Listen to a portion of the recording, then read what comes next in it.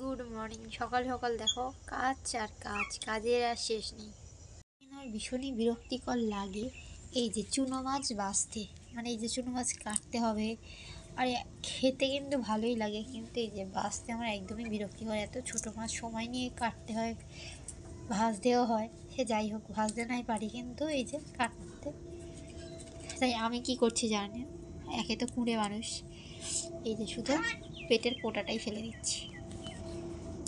তারপরে আমার ছেলেটা ঘুমিয়ে পড়েছে, যার জন্য কি না আমি ভাবলাম না সবজিটা কেটে নিই। যেখানে কচু দিয়ে, তারপর মানে ফুলকপির ডাঁটা দিয়ে, সব রকম কিছু সবজি দিয়ে, কুমড়ো দিয়ে একটা চচ্চড়ি হবে। চচ্চড়িটা হবে ওই চুনো মাছ দিয়ে, আর চুনো মাছ দিয়ে পালং শাক, আলু, ফুলকপি দিয়ে মাখা মাখা তরকারি হবে।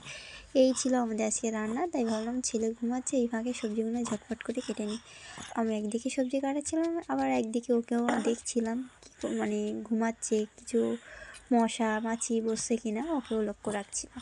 দেখো বন্ধুরা, ওদিকে এখনও রান্না হচ্ছে, রান্না এখনও হয়নি।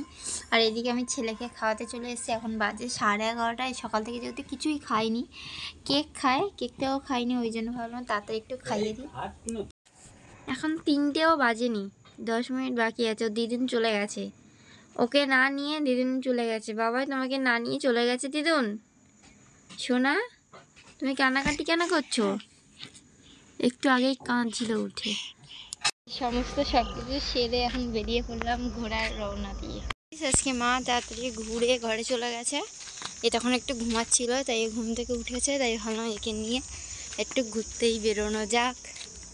ওই জন্যই রাস্তার সামনে এই পোস্টারটার কাছে দাঁড়িয়েছিলাম, নিয়ে এবার ঘরে যাচ্ছে। ওর বাবা আসছিল কিনা দেখছিলাম। শোনা, আমাদের খাওয়া দাওয়া হয়ে গেছে। বলো বলো, আমার খাওয়া হয়ে গেছে, আমার মারা খাইনি এখনো। তো এখন যারা বাজে 8টা, আমার বাবাইয়ের খাওয়া দাওয়া হয়ে গেছে, ও রেডি, প্যাম্পাস পরিয়ে দিয়েছি, ঘুমানোর জন্য রেডি। কিন্তু কিন্তু কখন ঘুমাবো তার ঠিক নেই, এত অস্থির করে কি বলবো। আর আজকে আমাদের ভাত, গরম গরম শিম ভাজা আর ভাত, আর দুপুরেকার তরকারি আছে, চচ্চড়ি আছে, ওই দিয়ে চালিয়ে দেবো ভাবছি।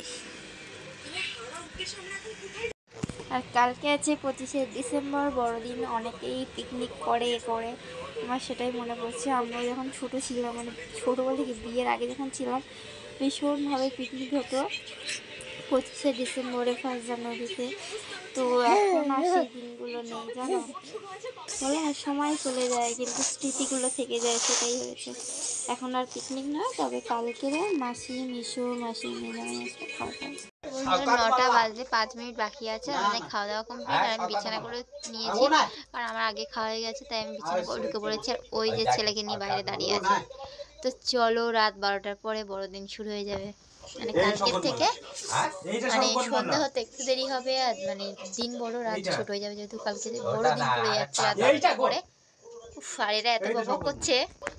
তো চলো, সবাইকে বলবো। আর আগে থেকে আমার ভিডিওটি অবশ্যই কালকেই পোস্ট করতে করতে তখন বড়দিন শুরুই হয়ে যাবে। যাই হোক, সবাইকে বলে হ্যাপি ক্রিসমাস ডে। কালকে সবার ভালো কাটুক, সবাই যেন কেক খেতে পারো। কেক খেতে পারো মানে কি, কালকে যেহেতু বড়দিন, অনেক মানে প্রত্যেকেই বাড়িতে বলতে গেলে কেক নিয়ে আসা হয়, কেক খাওয়া হয়। তো আমাদের বাড়িতেও কালকে নিয়ে আসবে, দেখা যাক। তো সবাইকে আরেকবার বলুন হ্যাপি ক্রিসমাস ডে। সবার দিন ভালো কাটুক, সবাই ঘুরে ফিরে বেড়াও। আর কালকে আমি যেটা বলছিলাম, আমাদের বাড়িতে খাওয়া দাওয়া হবে, তোমাদেরকে দেখাবো। আমার ননদ বাড়ি থেকে একটা মুরগি নিয়ে এসছে, মুরগিটা মাসিরা আসবে, মাসি মেয়ে জামাইরা আসবে, এই আমাদের বাড়ি খাওয়া দাওয়া হবে। তো চলো, কালকে ভিডিওটি দেখতে পাবে। তো চলো, সবাই tata, bye bye, good night. সবাই ভালো থেকো, সুস্থ থেকো, দেখা হবে নেক্সট ভিডিওতে, বাই।